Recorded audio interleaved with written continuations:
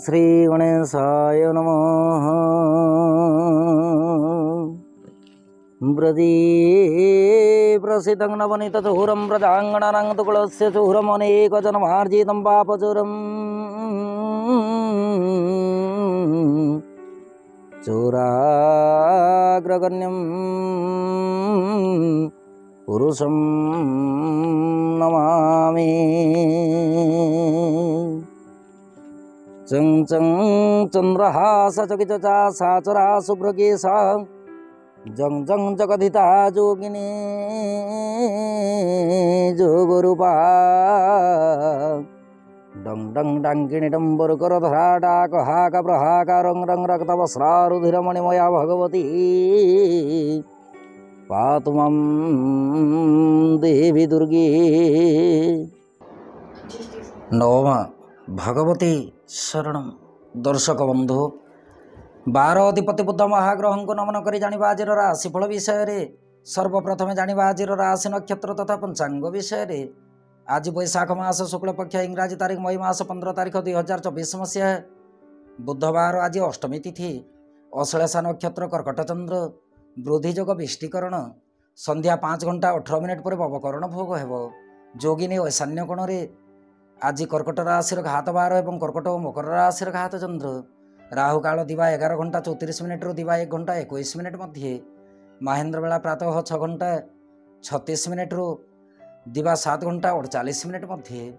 राहु काल रे कौन से आनुष्ठानिक मांगलिक शुभ कार्य करने शास्त्र सम्मत नुहे। एणुक महेंद्र बेलाटी सर्वोत्तम, कारण महेंद्र बेलाटी श्रीहरि विष्णु को अति प्रिय बोली शास्त्र मार्गदर्शन करिथाए। आजिर ग्रह स्थिति बुध एवं शुक्र एकत्रीकरण अवस्था मेष राशि बृहस्पति रवि वृष राशि चंद्रमा कर्कट राशि केतु कन्या राशि शनि निजर मूल त्रिकोण राशि कुंभ राशि एवं राहु मंगल युक्त होइकि अंगारक जोग सृष्टि करिकि मीन राशि गोचर करिवे।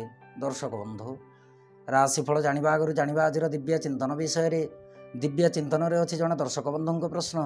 दर्शक बंधु जनक प्रश्न रखिछन्ति, 10 मेलक समीक्षा विषय वस्तु नहीं कि आपण जहाँ किसी समीक्षा करिसेंती आपणको समीक्षाटी काहीकि आमर एपट ज्योतिष गुड़ाक सन्देह रखुंट। कारण एमाने कहउछन्ती 14/6, आपण लिखिछन्ती 14/7। दर्शक बंधु, बरर नाम हेउछि राघवेन्द्र, जहाँकि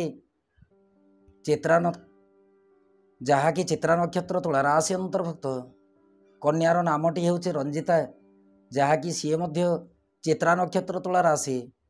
बरर राशि नक्षत्र जदि चित्रा नक्षत्र तुला राशि हुए 14/7, ताहेले 14/6 कहवाई मोर जिह्वारे बल ना। कहीं जिह्वारे बल होगापाई ज्योतिष शास्त्र को साधन करने को पड़ी थाए। दर्शक बंधु, आपण जो प्रश्न रखिंट, जो व्यक्ति जनक आपण को कहते 14/6 हेब, आपण प्रमाण सहित मत दिंतु। से व्यक्ति प्रमाण सहित कहतु, जदि 14/6 टी चित्रा नक्षत्र तुला राशि हुए, ताहेले मो ज्योतिष शास्त्र अध्ययन न करिकि चिरदिन पाई संन्यास दीक्षा ग्रहण करी। हो पारे कौनसी निजर शिक्षागत अभाव हेतु जदि पाठ साठ पढ़ी न थांते, जदि प्रकृत में माँ बापा तांकर जदि उचित मूल्य देकी तांको पाठ पढ़ाई, ताहेले से एपरी कथा कहवा मो मतरे कहीं उचित नुह। दर्शक बंधु, आजिकाली दिनटे लोक नानादी कथा कहवाई प्रस्तुत रही था, कहीं जो मैंने अर्धशिक्षित रही था, विशेषकर ज्योतिष शास्त्र विषय वस्तु नहीं कि जदि ज्ञान न थाए आउ सेमानंक सहित जदि ज्योतिष शास्त्र आलोचना करा जाए, से माने ओलट पालट कथा निश्चित रूपे कहे। जड़े व्यक्ति जदि अल्प विद्या ग्रहण करिथाए एवं से विद्याटीर प्रभाव देखा जाए, विद्यार प्रभाव आद्य रहे ना। कहीं अल्प विद्या भयंकरी। द्वितीय प्रश्न ठीक से ही प्रश्नटी अच्छी मोर जड़े शिक्षार्थीर प्रश्न अच्छी। आपण जो 10 मेलक समीक्षा करिसेंती से व्यक्ति मते मध्य कहउछन्ती 14/6 हेब। चंदन, मु तते गोटे कथा कहूँ बाबा, तू मन रखिबो, जदि मो प्रकृत में सद्गुरुंक ठारू विद्या अध्ययन करिछे, निजे जदि प्राणपणे चेष्टा करिकि चर्वित चर्वण करिकि ज्योतिष शास्त्र को निजे अध्ययन करिछे, सद्गुरु ठार जो विद्या अध्ययन करा जाए विद्याटी केबे भी निरर्थक नुह। ଯେଉଁ ବ୍ୟକ୍ତିଟି କହୁଛନ୍ତି 14/6 ହେବ, ଯଦି ଚିତ୍ରା ନକ୍ଷତ୍ର ତୁଳା ରାଶି 14/6 ହେବ, ସିଏ ମୋତେ ପ୍ରମାଣ ସହିତ କୁହନ୍ତୁ। କାହିଁକି ନା ଅଳ୍ପ ଟିକିଏ ପାଠ ପଢ଼ିକି ତର ନିଷ୍ପତ୍ତି ନେବାଟା ମୋ ମତରେ ଆଦ୍ୟ ଉଚିତ ନୁହଁ। ଯେଉଁ ବ୍ୟକ୍ତି ଜଣକ ଏପରି କଥା ନିଜେ କହୁଛନ୍ତି, ସିଏ ଅନ୍ୟ ଜ୍ୟୋତିଷମାନଙ୍କଠାରେ ଥରେ ଏହି ଦଶମେଳକ ସମୀକ୍ଷାଟି ଦେଖାନ୍ତୁ। ଯେଉଁ ଦଶମେଳକ ସମୀକ୍ଷା ମୁଁ ନିଜେ କରିକି ଦେଇଥିଲି। ତ ଆଉ ଗୋଟେ କଥା ମନେ ରଖିବ ଚନ୍ଦନ, ଯେତେବେଳେ ଜଣେ ବ୍ୟକ୍ତି ଅର୍ଦ୍ଧଶିକ୍ଷିତ ଜ୍ଞାନ ରଖିଥାଏ, ଆମର ଗୋଟେ ସମ୍ବଲପୁରିଆ ଭାଷାରେ କହନ୍ତି ବାବା, ଅର୍ଦ୍ଧ କୁମ୍ଭରେ ପାଣି ରହିଲେ ପ୍ରବଳ ମାତ୍ରାରେ ଶବ୍ଦ ହୁଏ, ଯାହାକି ଅର୍ଦ୍ଧ କୁମ୍ଭର ଶବ୍ଦ ପ୍ରବଳ ରହିଥାଏ। କ୍ଷଣକ୍ରୋଧୀ ମଣିଷ, ଅଳ୍ପ ବିଦ୍ୟା ଅଧ୍ୟୟନ କରିଥିବା ମଣିଷ କିମ୍ବା ନିରକ୍ଷର ମଣିଷ ସଦାସର୍ବଦା ଉଚ୍ଚ ସ୍ୱରରେ କଥା କହେ ଏବଂ ନିଜର ଟାଣ ବଳକୁ ଦେଖାଇଥାଏ। ଏଣୁକରି ଜ୍ୟୋତିଷ ଶାସ୍ତ୍ର ଉପରେ ଯାହା କିଛି ମୁଁ ଜାଣିଛି ଆଉ ଯାହା କିଛି ଆପଣଙ୍କୁ ଲେଖିକି ଦେଇଛି, ଏହି ବିଷୟବସ୍ତୁ ନେଇକି ମୁଁ ନିଜେ ନିଶ୍ଚିତ ଅଛି ଯେ ମୁଁ ନିର୍ଭୁଲ ଲେଖିଛି, କୌଣସି ପ୍ରକାର ଭୁଲ ଲେଖି ନାହିଁ। ଯଦି ରାଘବେନ୍ଦ୍ର ନାଁଟି ଏବଂ ରଞ୍ଜିତା ନାଁଟି ଚିତ୍ରା ନକ୍ଷତ୍ର କନ୍ୟା ରାଶି ହେବ, ମୁଁ ଆପଣଙ୍କୁ ପୁଣି ଥରେ କଥା ଦେଉଛି, ଜ୍ୟୋତିଷ ବିଦ୍ୟା ମୁଁ ଛାଡ଼ି ଦେଇକି ସନ୍ନ୍ୟାସ ଦୀକ୍ଷା ଅଧ୍ୟୟନ କରିବି। ଜ୍ୟୋତିଷ ବିଦ୍ୟାକୁ ମୁଁ ପରିତ୍ୟାଗ କରିକି ସନ୍ନ୍ୟାସ ଦୀକ୍ଷା ନେଇଯିବି। ଦର୍ଶକ ବନ୍ଧୁ, ଆପଣମାନେ ଯେତିକି ମୋର ଦର୍ଶକ ଅଛନ୍ତି, ଆପଣମାନେ ଥରେ ବିଚାର କରିବେ, ଯଦି ପେ ଏବଂ ପୋ ଅକ୍ଷରଟି ଚିତ୍ରା ନକ୍ଷତ୍ର କନ୍ୟା ରାଶି ଅନ୍ତର୍ଭୁକ୍ତ, ତାହେଲେ ର ଏବଂ ରି ଅକ୍ଷରଟି ଚିତ୍ରା ନକ୍ଷତ୍ର ତୁଳା ରାଶି ଅନ୍ତର୍ଭୁକ୍ତ। ର ଏବଂ ରି ମଧ୍ୟରେ ଯେତେବେଳେ ବର ଏବଂ କନ୍ୟାଙ୍କର ନାମାକ୍ଷର ଅଛି, ତାହେଲେ ମୁଁ ଏଠାରେ କେଉଁ ରାଶି ନକ୍ଷତ୍ର ନିର୍ଣ୍ଣୟ କରିବି? ଆପଣମାନେ ନିଜେ ବିଚାର କରିକି କମେଣ୍ଟ ବକ୍ସ ମାଧ୍ୟମରେ ନିଶ୍ଚିତ ରୂପେ ଉତ୍ତର ରଖିବେ। କାହିଁକି ନା କୌଣସି ବ୍ୟକ୍ତି ଯଦି କୌଣସି ବିଦ୍ୟାକୁ ସିଏ ଅବମାନନା କରେ କିମ୍ବା କୌଣସି ଲୋକଙ୍କ ପ୍ରତି ଯଦି ସତ୍ୟତା କଥାକୁ ନେଇକି ମିଥ୍ୟାର ପରିପ୍ରକାଶ କରେ, ତାହେଲେ ସିଏ ଜଣେ ନିଜେ ନିର୍ବୋଧ ବୋଲିକି ପରିଚିତ ହୋଇଥାଏ। ଯେଉଁ ବ୍ୟକ୍ତିର ଅଳ୍ପ ବିଦ୍ୟା ରହିଥାଏ, ଅଳ୍ପ ବିଦ୍ୟା ଥିବା ବ୍ୟକ୍ତିଟି ପ୍ରବଳ ମାତ୍ରାରେ ଭୟଙ୍କର ରୂପ ଧାରଣ କରେ। କାହିଁକି ନା ସିଏ ସମୁଦାୟ ବିଦ୍ୟା ଜାଣିନଥାଏ। ଦର୍ଶକ ବନ୍ଧୁ, ଯେଉଁ ବ୍ୟକ୍ତି କିଛି ଜାଣିନଥାଏ, ସେହି ବ୍ୟକ୍ତିଟି ବୃଥା ସମ୍ଭାଷଣ କରିଥାଏ। ବିଶେଷ କରି ବୃଥା ଆଲୋଚନା ଏବଂ ସମାଲୋଚନା କରିବା ପାଇଁ ପଛଘୁଞ୍ଚା ଦିଏ ନାହିଁ। ଯେତେବେଳେ ସିଏ ନିଜେ ବୁଝିପାରେ ମୁଁ ନିଜେ ଭୁଲ କହିଛି, ତାହେଲେ ସେ ନିଜେ ତାର ଭୁଲକୁ ନିଜେ କ୍ଷମା କରିବା ପାଇଁ ସମୟ ମଧ୍ୟ ପାଇନଥାଏ। ଦର୍ଶକ ବନ୍ଧୁ, ଏଣୁକରି ଜ୍ୟୋତିଷ ଶାସ୍ତ୍ର କେବେ ବି ମିଥ୍ୟା କହେ ନାହିଁ। ଯେଉଁମାନେ ଜ୍ୟୋତିଷ ଶାସ୍ତ୍ରକୁ ନେଇକି ମିଥ୍ୟା ରଟନା କରୁଛନ୍ତି, ହୁଏତ ସେମାନଙ୍କ ପାଇଁ ସିଏ ଭିନ୍ନମତ ହୋଇଥାଇପାରେ। ଏବେ ଆସନ୍ତୁ ଜାଣିବା ଆଜିର ରାଶିଫଳ ବିଷୟରେ। ରାଶିଫଳଟି ଆପଣଙ୍କ ଚନ୍ଦ୍ର ରାଶି ଉପରେ ଆଧାରିତ। ଆପଣଙ୍କ ଜନ୍ମକୋଷ୍ଠୀରେ ଚନ୍ଦ୍ରମା ଯେଉଁ ରାଶିର ଅବସ୍ଥାନ କରିଛନ୍ତି, ସିଏ ହେଉଛି ଆପଣଙ୍କ ଚନ୍ଦ୍ର ରାଶି ବା ଜନ୍ମ ରାଶି। ଯଦି ଆପଣ ନିଜର ଜନ୍ମ ରାଶି ଜାଣିନାହାନ୍ତି, ତାହେଲେ ପ୍ରଚଳିତ ନାମ ରାଶି ଅନୁସାରେ ରାଶିଫଳଟି ଦେଖିପାରିବେ। ଚନ୍ଦ୍ରମା ଆଜି ବୁଧଙ୍କ ନକ୍ଷତ୍ରରେ କର୍କଟ ରାଶିରେ ଗୋଚର କରିବେ। ଫଳରେ ମେଷ ରାଶି ଠାରୁ ମୀନ ରାଶି ପର୍ଯ୍ୟନ୍ତ ଦ୍ୱାଦଶ ରାଶି ଉପରେ ଚନ୍ଦ୍ରମାଙ୍କ କେଉଁ ପ୍ରକାର ପ୍ରଭାବ ରହିବ, ଉକ୍ତ ବିଷୟବସ୍ତୁ ଉପରେ ପରିଚିତ ହେବା। କାଳପୁରୁଷ ଚକ୍ରର ପ୍ରଥମ ରାଶି ମେଷ ରାଶି। ମେଷ ରାଶି ବ୍ୟକ୍ତି ବିଶେଷଙ୍କ ପାଇଁ ଦିନଟିରେ ଚନ୍ଦ୍ରମା ରାଶିଠାରୁ ଚତୁର୍ଥ ସ୍ଥାନରେ ଗୋଚର କରିବେ। ଫଳରେ କାର୍ଯ୍ୟକ୍ଷେତ୍ର ଏବଂ ବ୍ୟବସାୟରେ ମନସ୍ତାପ ବୃଦ୍ଧି ହେବ। ସରକାରୀ ବେସରକାରୀ କର୍ମକୁ ନେଇକି ଗୁପ୍ତ ଶତ୍ରୁଜାତ ହୋଇପାରନ୍ତି। ଦାମ୍ପତ୍ୟ ଓ ପ୍ରେମ ସମ୍ପର୍କ ମଧ୍ୟମରୁ ଉତ୍ତମ ଅଟେ। ଆର୍ଥିକ ଦୃଷ୍ଟିକୋଣରୁ ଦେଖିବାକୁ ଗଲେ ଆର୍ଥିକ ସ୍ଥିତି ଦୁର୍ବଳ ରହିପାରେ। ସ୍ୱାସ୍ଥ୍ୟ ଓ ଶରୀର ପ୍ରତି ଯତ୍ନଶୀଳ ରୁହନ୍ତୁ। ଯାତ୍ରା ପାଇଁ ଦିନଟି ଆଦ୍ୟ ଶୁଭଦାୟକ ନୁହେଁ। ଦିନଟିରେ ଭୂ ସମ୍ବନ୍ଧୀୟ କାର୍ଯ୍ୟକଳାପକୁ ନେଇକି ବାଦ ବିବାଦ ଉତ୍ପନ୍ନ ହେବା ସହିତ ମାତୃପୀଡ଼ାର ସୂଚନା ପରିଲକ୍ଷିତ ହୁଏ। ବିଦ୍ୟାର୍ଥୀ ଓ ମହିଳାମାନେ କାର୍ଯ୍ୟକ୍ଷେତ୍ରରେ ଅମନୋଯୋଗୀ ରହିବେ। ଆପଣଙ୍କ ପାଇଁ ଶୁଭ ରଙ୍ଗ ଆଜି ରକ୍ତବର୍ଣ୍ଣ ରଙ୍ଗ, ଶୁଭ ଅଙ୍କ 5। ଆପଣ ଆଜି ଦୁର୍ଗା ନବାକ୍ଷରୀ ମନ୍ତ୍ର ଉଚ୍ଚାରଣ କରନ୍ତୁ। ଦିନଟି ଅତ୍ୟନ୍ତ ସୁଖଦାୟକ ହେବ। ବୃଷ ରାଶି। ବୃଷ ରାଶି ବ୍ୟକ୍ତି ବିଶେଷଙ୍କ ପାଇଁ ଦିନଟିରେ ଚନ୍ଦ୍ରମା ରାଶିଠାରୁ ତୃତୀୟ ସ୍ଥାନରେ ଗୋଚର କରିବେ। ଫଳରେ କାର୍ଯ୍ୟକ୍ଷେତ୍ର ଏବଂ ବ୍ୟବସାୟରେ ଅଳ୍ପ ମାତ୍ରାରେ କାର୍ଯ୍ୟସିଦ୍ଧିର ସୂଚନା ଅଛି। ସରକାରୀ ବେସରକାରୀ କର୍ମକୁ ନେଇକି ମନସ୍ତାପ ବୃଦ୍ଧି ହେବ। ଦୀର୍ଘକାଳୀନ କାର୍ଯ୍ୟକୁ ନେଇକି ସନ୍ତାପିତ ମଧ୍ୟ ହୋଇପାରନ୍ତି। ପୁରୁଣା କଥାକୁ ନେଇକି ମନସ୍ତାପ ବୃଦ୍ଧି ହେବାର ସୂଚନାରୁ ଜଣାଯାଏ। ଦାମ୍ପତ୍ୟ ଓ ପ୍ରେମ ସମ୍ପର୍କ ମଧ୍ୟମରୁ ଉତ୍ତମ ରହିବ। ଆର୍ଥିକ ଦୃଷ୍ଟିକୋଣରୁ ଦେଖିବାକୁ ଗଲେ ଆର୍ଥିକ ସ୍ଥିତି ଦୁର୍ବଳ ରହିବା ସହିତ ସ୍ୱାସ୍ଥ୍ୟ ଶରୀର ମଧ୍ୟ ଦୁର୍ବଳ ରହିପାରେ। ଯାତ୍ରା ପାଇଁ ଦିନଟି ମଧ୍ୟମ ଫଳଦାୟକ। ବିଦ୍ୟାର୍ଥୀ ଓ ମହିଳାମାନେ କାର୍ଯ୍ୟକ୍ଷେତ୍ରରେ ଅନ୍ୟ ଉପରେ ନିର୍ଭରଶୀଳ ରହିବେ। ଆପଣଙ୍କ ପାଇଁ ଶୁଭ ରଙ୍ଗ ଆଜି ଘୃତବର୍ଣ୍ଣ ରଙ୍ଗ, ଶୁଭ ଅଙ୍କ 9। ଆପଣ ଆଜି ସିଦ୍ଧକୁଞ୍ଜିକା ମନ୍ତ୍ର ପଠନ କରନ୍ତୁ। ଦିନଟି ଅତ୍ୟନ୍ତ ସୁଖଦାୟକ ହେବ। ମିଥୁନ ରାଶି। ମିଥୁନ ରାଶି ବ୍ୟକ୍ତି ବିଶେଷଙ୍କ ପାଇଁ ଦିନଟିରେ ଚନ୍ଦ୍ରମା ରାଶିଠାରୁ ଦ୍ୱିତୀୟ ସ୍ଥାନରେ ଗୋଚର କରିବେ। ଫଳରେ କାର୍ଯ୍ୟକ୍ଷେତ୍ର ଏବଂ ବ୍ୟବସାୟରେ କଳହର ବାତାବରଣ ଉତ୍ପନ୍ନ ହେବ। ସରକାରୀ ବେସରକାରୀ କର୍ମକୁ ନେଇକି ଆଶାତୀତ ଫଳପ୍ରାପ୍ତିରେ ବିଳମ୍ବ ଯୋଗ ଦେଖାଯାଇପାରେ। ଦିନଟିରେ ବାକ୍ଶୁଦ୍ଧି ନିତାନ୍ତ ଦରକାର।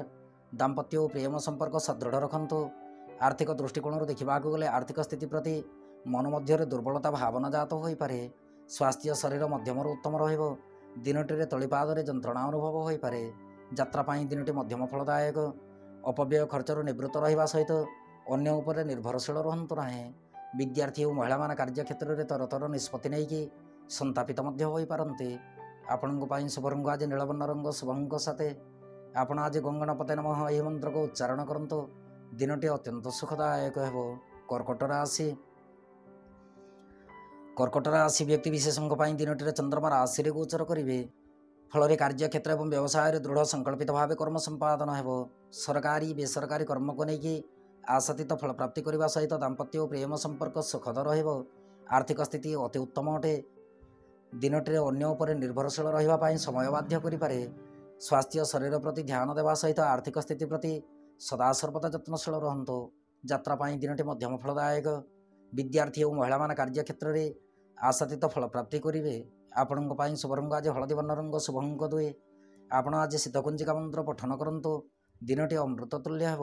ସିଂହ ରାଶି। ସିଂହ ରାଶି ବ୍ୟକ୍ତି ବିଶେଷଙ୍କ ପାଇଁ ଦିନଟିରେ ଚନ୍ଦ୍ରମା ରାଶିଠାରୁ ଦ୍ୱାଦଶ ସ୍ଥାନରେ ଗୋଚର କରିବେ। ଫଳରେ କାର୍ଯ୍ୟକ୍ଷେତ୍ର ଏବଂ ବ୍ୟବସାୟରେ ଚିନ୍ତିତ ରହିବା ସହିତ ସରକାରୀ ବେସରକାରୀ କର୍ମକୁ ନେଇକି ଉପରିସ୍ଥ କର୍ମଚାରୀଙ୍କ ଠାରୁ କଟୁ ଭାଷା ଶୁଣିପାରନ୍ତି। ଦାମ୍ପତ୍ୟ ଓ ପ୍ରେମ ସମ୍ପର୍କ ସଦୃଢ଼ ରଖନ୍ତୁ।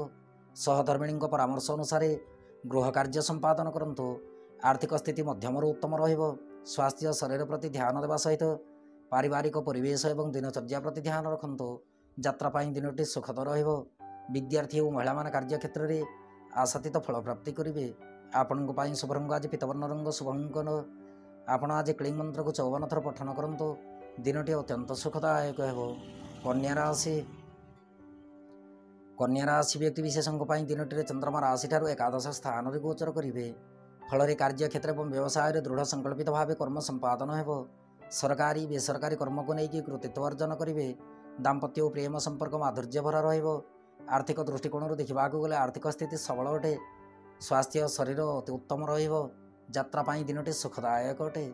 ବିଦ୍ୟାର୍ଥୀ ଓ ମହିଳାମାନେ କାର୍ଯ୍ୟକ୍ଷେତ୍ରରେ ଆଶାତୀତ ଫଳପ୍ରାପ୍ତିରେ ବିଳମ୍ବ ଯୋଗ ଲକ୍ଷ୍ୟ କରିବେ, କିନ୍ତୁ ଦିନଟିରେ ଅନ୍ୟର ମାଧ୍ୟମରେ କର୍ମ ସମ୍ପାଦନ ହେବ। ଆପଣଙ୍କ ପାଇଁ ଶୁଭ ରଙ୍ଗ ଆଜି ଘନ ନୀଳ ରଙ୍ଗ। ଶୁଭଙ୍କ 4 ଆପଣ ଆଜି ଗଣେଶଙ୍କୁ ଦୁର୍ବା ଅର୍ପଣ କରନ୍ତୁ। ଦିନଟି ଅତ୍ୟନ୍ତ ସୁଖଦାୟକ ହେବ। ତୁଳା ରାଶି। ତୁଳା ରାଶି ବ୍ୟକ୍ତି ବିଶେଷଙ୍କ ପାଇଁ ଦିନଟିରେ ଚନ୍ଦ୍ରମା ରାଶିଠାରୁ ଦଶମ ସ୍ଥାନରେ ଗୋଚର କରିବେ। ଫଳରେ କାର୍ଯ୍ୟକ୍ଷେତ୍ର ଏବଂ ବ୍ୟବସାୟରେ ଅତ୍ୟନ୍ତ ଖୁସି ଅନୁଭବ କରିବେ।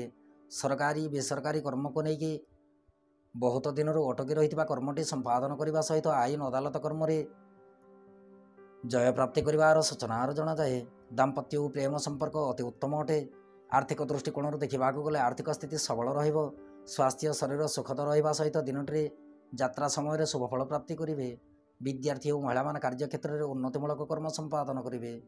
ଆପଣଙ୍କ ପାଇଁ ଶୁଭ ରଙ୍ଗ ଆଜି ଘନ ନୀଳ ରଙ୍ଗ। ଶୁଭଙ୍କ 1 ଆପଣ ଆଜି ଗାୟତ୍ରୀ ମନ୍ତ୍ରକୁ 54 ଥର ଉଚ୍ଚାରଣ କରନ୍ତୁ। ଦିନଟି ଅମୃତ ତୁଲ୍ୟ ହେବ। ବିଛା ରାଶି। ବିଛା ରାଶି ବ୍ୟକ୍ତି ବିଶେଷଙ୍କ ପାଇଁ ଦିନଟିରେ ଚନ୍ଦ୍ରମା ରାଶିଠାରୁ ନବମ ସ୍ଥାନରେ ଗୋଚର କରିବେ। ଫଳରେ କାର୍ଯ୍ୟକ୍ଷେତ୍ର ଏବଂ ବ୍ୟବସାୟରେ ତରତର ନିଷ୍ପତ୍ତି ନିଅନ୍ତୁ ନାହିଁ। ଧର୍ମ କର୍ମ ରୀତିନୀତି ପ୍ରତି ମନ ମଧ୍ୟରେ ଅନାଗ୍ରହ ଜାତ ହେବ। ସରକାରୀ ବେସରକାରୀ କର୍ମକୁ ନେଇକି ବିଳମ୍ବରେ କାର୍ଯ୍ୟ ସିଦ୍ଧିର ସୂଚନା ଅଛି। ଦାମ୍ପତ୍ୟ ଓ ପ୍ରେମ ସମ୍ପର୍କ ସଦୃଢ଼ ରଖନ୍ତୁ। ସହଧର୍ମିଣୀଙ୍କ ପରାମର୍ଶ ଅନୁସାରେ ଗୃହ କାର୍ଯ୍ୟ ସମ୍ପାଦନ କରନ୍ତୁ। ଆର୍ଥିକ ସ୍ଥିତି ମଧ୍ୟମରୁ ଉତ୍ତମ ରହିବ। ସ୍ୱାସ୍ଥ୍ୟ ଶରୀର ସୁଖଦ ରହିବା ସହିତ ଦିନଟିରେ ମାଙ୍ଗଳିକ କର୍ମରେ ଯୋଗଦାନ ରହିପାରେ। ଯାତ୍ରା ପାଇଁ ଦିନଟି ଅତି ଉତ୍ତମ ଅଟେ। ବିଦ୍ୟାର୍ଥୀ ଓ ମହିଳାମାନେ କାର୍ଯ୍ୟକ୍ଷେତ୍ରରେ ପ୍ରସନ୍ନଚିତ ରହିବେ। ଆପଣଙ୍କ ପାଇଁ ଶୁଭ ରଙ୍ଗ ଆଜି ରକ୍ତବର୍ଣ୍ଣ ରଙ୍ଗ। ଶୁଭଙ୍କ ସାଥେ ଆପଣ ଆଜି କ୍ଲିଂ କୃଷ୍ଣାୟ ଗୋବିନ୍ଦାୟ ଗୋପୀଜନ ବଲ୍ଲଭାୟ ରାଧାକୃଷ୍ଣାୟ ନମୋ ଭଗବତେ ବାସୁଦେବାୟ ନମଃ ଏହି ମନ୍ତ୍ରକୁ ପଠନ କରନ୍ତୁ। ଦିନଟି ଅତ୍ୟନ୍ତ ସୁଖଦାୟକ ହେବ। ଧନୁରାଶି। ଧନୁରାଶି ବ୍ୟକ୍ତି ବିଶେଷଙ୍କ ପାଇଁ ଦିନଟିରେ ଚନ୍ଦ୍ରମା ରାଶିଠାରୁ ଅଷ୍ଟମ ସ୍ଥାନରେ ଗୋଚର କରିବେ। ଫଳରେ ଅଷ୍ଟମ ଚନ୍ଦ୍ର ଆଦ୍ୟ ଶୁଭଦାୟକ ନୁହନ୍ତି। କାର୍ଯ୍ୟକ୍ଷେତ୍ର ଏବଂ ବ୍ୟବସାୟରେ ସଦାସର୍ବଦା ଯତ୍ନଶୀଳ ରହିବେ। ପରିବାର ମଧ୍ୟ ଶାନ୍ତିର ବାତାବରଣ ରଖନ୍ତୁ। ସରକାରୀ ବେସରକାରୀ କର୍ମକୁ ନେଇକି ଦୃଢ଼ ସଂକଳ୍ପିତ ଭାବେ କର୍ମ ସମ୍ପାଦନ କରିବା ପାଇଁ ସମୟ ବାଧ୍ୟ କରିପାରେ। ଦାମ୍ପତ୍ୟ ଓ ପ୍ରେମ ସମ୍ପର୍କ ମଧ୍ୟମରୁ ଉତ୍ତମ ରହିବ। ପ୍ରେମ ସମ୍ପର୍କକୁ ନେଇକି ମତାନ୍ତର ଭାବ ଜାତ ହେବ। ଆର୍ଥିକ ସ୍ଥିତି ବିଶେଷ ସୁଖଦାୟକ ନୁହେଁ। ରାସ୍ତାଘାଟରେ ଯିବା ଆସିବା ସମୟରେ ଉଚ୍ଚ ସ୍ଥାନ ତଥା ଚତୁଷ୍ପଥ ଯାନବାହନ ପ୍ରତି ସଦାସର୍ବଦା ଯତ୍ନଶୀଳ ରୁହନ୍ତୁ। ବିଦ୍ୟାର୍ଥୀ ଓ ମହିଳାମାନେ କାର୍ଯ୍ୟକ୍ଷେତ୍ରରେ ଅନ୍ୟ ଉପରେ ନିର୍ଭରଶୀଳ ରହିବେ। ଯାତ୍ରା ପାଇଁ ଦିନଟି ଆଦ୍ୟ ଶୁଭଦାୟକ ନୁହେଁ। ସ୍ୱାସ୍ଥ୍ୟ ଶରୀର ପ୍ରତି ଯତ୍ନଶୀଳ ରୁହନ୍ତୁ। ଆପଣଙ୍କ ପାଇଁ ଶୁଭ ରଙ୍ଗ ଆଜି ସିନ୍ଦୁର ବର୍ଣ୍ଣ ରଙ୍ଗ, ଶୁଭ ଅଙ୍କ 3। ଆପଣ ଆଜି ଅସହାୟ ବ୍ୟକ୍ତିଙ୍କୁ ସାହାଯ୍ୟ ହୁଅନ୍ତୁ। ଦିନଟି ଅମୃତ ତୁଲ୍ୟ ହେବ। ମକର ରାଶି ବ୍ୟକ୍ତି ବିଶେଷଙ୍କ ପାଇଁ ଦିନଟିରେ ଚନ୍ଦ୍ରମା ରାଶିଠାରୁ ସପ୍ତମ ସ୍ଥାନରେ ଗୋଚର କରିବେ। ଫଳରେ କାର୍ଯ୍ୟକ୍ଷେତ୍ର ଏବଂ ବ୍ୟବସାୟରେ ସତ୍କଥା ଶ୍ରବଣ କରିବେ। ସରକାରୀ ବେସରକାରୀ କର୍ମକୁ ନେଇକି ସୁସମ୍ବାଦ ଶ୍ରବଣ କରିବା ସହିତ ଦିନଟିରେ ସତ୍ସଙ୍ଗ ପ୍ରାପ୍ତି ହେବ। ଦାମ୍ପତ୍ୟ ଓ ପ୍ରେମ ସମ୍ପର୍କ ଅତି ଉତ୍ତମ ଅଟେ। ଆର୍ଥିକ ସ୍ଥିତି ସବଳ ରହିବା ସହିତ ଧର୍ମ କାର୍ଯ୍ୟରେ ମତି ଧାବନ ହେବ। ସ୍ୱାସ୍ଥ୍ୟ ଶରୀର ଅତି ଉତ୍ତମ ରହିବ। ଯାତ୍ରା ପାଇଁ ଦିନଟି ଆପଣଙ୍କ ପକ୍ଷରେ ଯିବ।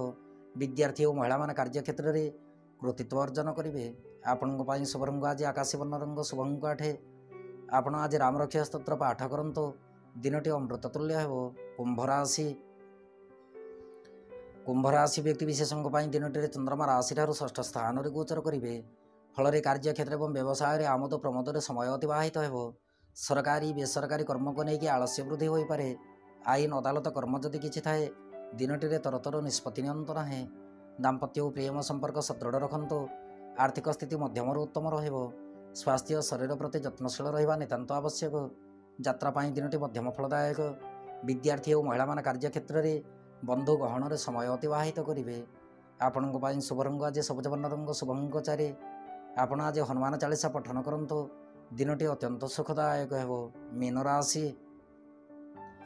ମୀନ ରାଶି ବ୍ୟକ୍ତି ବିଶେଷଙ୍କ ପାଇଁ ଦିନଟିରେ ଚନ୍ଦ୍ରମା ରାଶିଠାରୁ ପଞ୍ଚମ ସ୍ଥାନରେ ଗୋଚର କରିବେ। ଫଳରେ କାର୍ଯ୍ୟକ୍ଷେତ୍ର ଏବଂ ବ୍ୟବସାୟରେ ଅଳ୍ପ ସୁଖ ପ୍ରାପ୍ତି ହେବ। ସରକାରୀ ବେସରକାରୀ କର୍ମକୁ ନେଇକି ମାନସିକ ଶାନ୍ତି ଅନୁମାନ କରିବେ। ଦାମ୍ପତ୍ୟ ଓ ପ୍ରେମ ସମ୍ପର୍କ ସୁଖଦ ରହିବା ସହିତ ଆର୍ଥିକ ସ୍ଥିତି ଅତି ଉତ୍ତମ ରହିବ। ସ୍ୱାସ୍ଥ୍ୟ ଶରୀର ପ୍ରତି ଯତ୍ନଶୀଳ ରୁହନ୍ତୁ। ଦିନଟିରେ ବନ୍ଧୁ ଗହଣରେ ସମୟ ଅତିବାହିତ ହେବା ସହିତ ଦୂରଦେଶରେ ଥିବା ବନ୍ଧୁ ଗୃହକୁ ଆଗମନ ହୋଇପାରନ୍ତି। ସନ୍ତାନ ସନ୍ତତିଙ୍କ କାର୍ଯ୍ୟକଳାପକୁ ନେଇକି ଅତ୍ୟନ୍ତ ଖୁସି ଅନୁଭବ କରିବେ। ଯାତ୍ରା ପାଇଁ ଦିନଟି ସୁଖଦ ରହିବ। ବିଦ୍ୟାର୍ଥୀ ଓ ମହିଳାମାନେ କାର୍ଯ୍ୟକ୍ଷେତ୍ରରେ ଆଶାତୀତ ଫଳପ୍ରାପ୍ତିରେ ବିଳମ୍ବ ଯୋଗ ଲକ୍ଷ୍ୟ କରିବେ। ଆପଣଙ୍କ ପାଇଁ ଶୁଭ ରଙ୍ଗ ଆଜି ହଳଦୀ ବର୍ଣ୍ଣ ରଙ୍ଗ, ଶୁଭ ଅଙ୍କ 2। ଆପଣ ଆଜି ଶୀତକୁଞ୍ଜିକା ମନ୍ତ୍ର ପଠନ କରନ୍ତୁ। ଦିନଟି ଅତ୍ୟନ୍ତ ସୁଖଦାୟକ ହେବ। ଦର୍ଶକ ବନ୍ଧୁ, ଇଏ ଥିଲା ମେଷ ରାଶି ଠାରୁ ମୀନ ରାଶି ପର୍ଯ୍ୟନ୍ତ ଦ୍ୱାଦଶ ରାଶିର ରାଶିଫଳ ଏବଂ ଆଜିର ଦିବ୍ୟ ଚିନ୍ତନ। ଏବେ ଅନୁମତି ଦିଅନ୍ତୁ।